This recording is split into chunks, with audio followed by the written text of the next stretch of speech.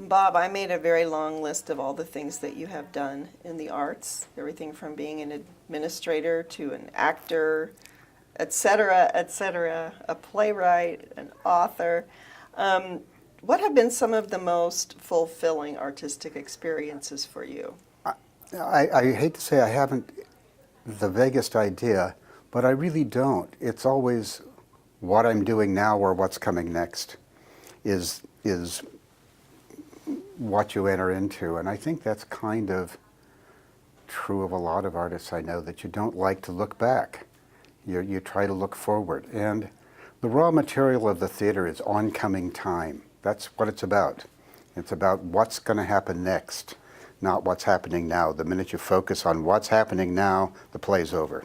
So it's what's happening next. How can you keep people in anticipation? And I think that's why I like to do theater. That's my philosophy. What's happening next? When people ask, what do you do? I avoided that question, didn't I? No, that was perfect. When people say, so what do you do? Where do you start? I'm doing whatever. Being a freelancer, not being associated with an institution, really. Flatwater's the longest I've ever been associated with an institution. I was an editor at Marvel, and I lasted 6 months because I said, now I'm on the inside. But if you're a freelance person, you're always focused on what somebody will hire you to do. And I'm getting an MFA now, and part of the reason I'm getting an MFA was to force myself to focus on what would I like to do. And that's been one of the hardest things I've ever done, is just to focus on what would I like to produce if there were no reason I couldn't produce anything I wanted. What would I do?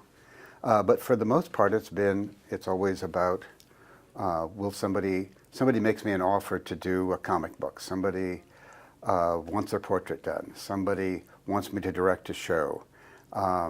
Even with Flatwater Shakespeare, there was the sense of what will the audience want to watch this year? What do we have enough money to do? What actors are available right now for any particular play?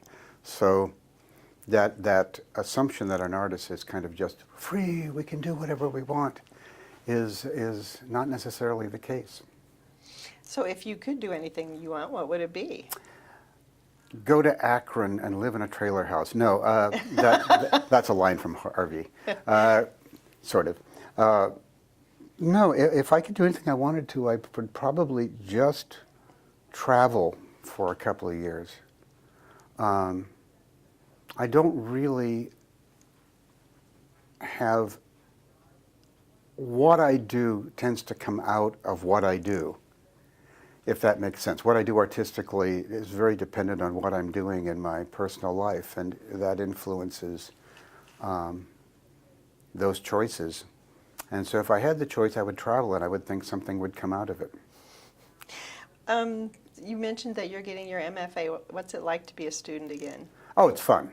The idea was to just refocus and reset a little bit and say what would happen if I wasn't doing commercial artwork or comic book artwork.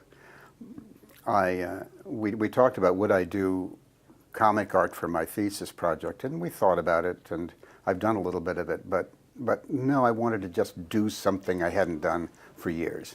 And back in the 80s, I did a lot of painting, and I wanted to revisit that. And the interesting part being that I couldn't just pick up where I left off. I had to rethink it and refocus and say, who am I now? What do I want to do now? Mm-hmm. Stephen Gaines, in one of the nomination letters, wrote that you define a life in the arts.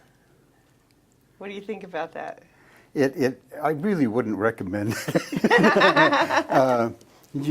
You end up, people ask me, how's it feel to be retired? And I say, what retired? I've had a life in my arts. I don't have any money. I have to keep working.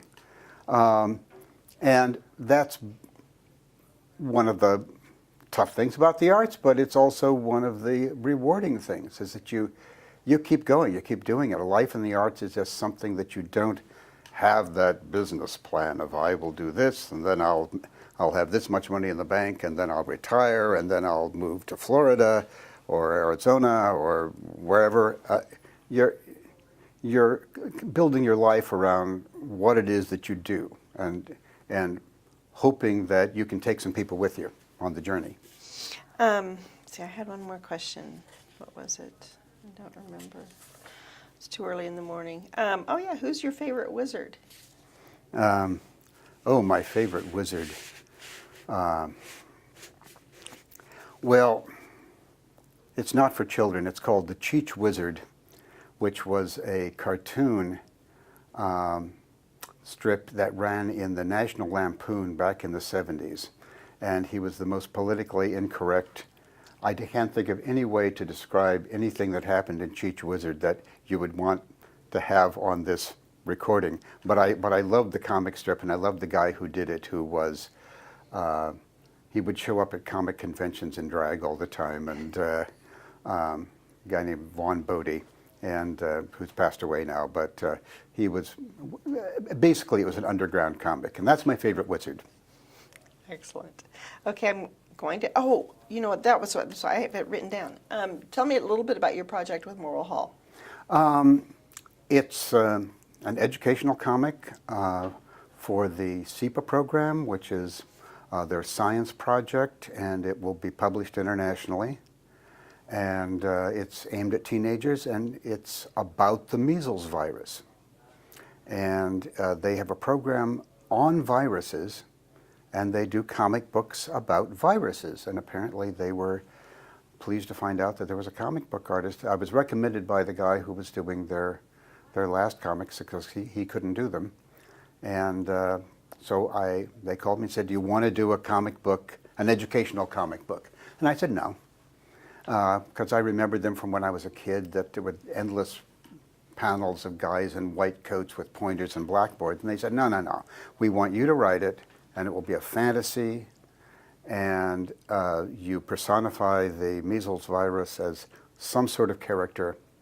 So we as Judy Diamond is the woman who runs the program, and we settled on a carnival, the Carnival of Contagion, and it's like a Freddy Krueger sort of thing where he visits the dreams of susceptible kids and takes them off to the Carnival of Contagion. And it was great fun to do, and it will come out in the fall.